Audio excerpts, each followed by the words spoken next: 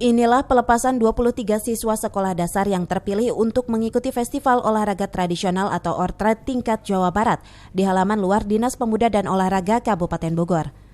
Para atlet dilepas langsung Kepala Bidang Pembudayaan Olahraga Dispora Kabupaten Bogor, Elwi Sulistianto. Puluhan atlet serta ofisial ini siap berjuang untuk mengharumkan nama Bumi Tegar Beriman di tingkat Jawa Barat yang akan dilangsungkan di Kabupaten Pangandaran tanggal 20 hingga 24 Agustus. Kepala Khusus Olahraga Tradisional Rekreasi dan Layanan Khusus Dispora Dedi Supriyadi menjelaskan, ada 5 cabang olahraga yang dipertandingkan pada festival ini, diantaranya enggrang, dagongan, sumpitan, hadang, dan tarompah panjang. Dedi juga mengaku optimis jika para siswa SD yang mewakili Kabupaten Bogor di Festival ORTRAT tingkat Tanah Pasundan ini akan mampu meraih hasil maksimal dan akan mewakili kontingen Jawa Barat menuju ORTRAT tingkat nasional 2019.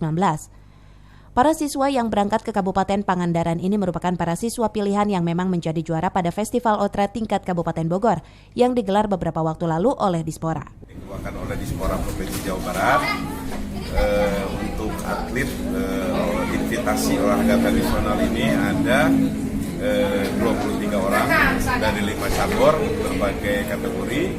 Terus mungkin untuk pelatih dan asisten pelatih 10, LO 10 dan panitia 10. Jadi total untuk kontingen Kabupaten Bogor di Pangandaran itu sejumlah 53 orang. Dari Cibinong, Kabupaten Bogor, Cevi Alfi Adrian melaporkan.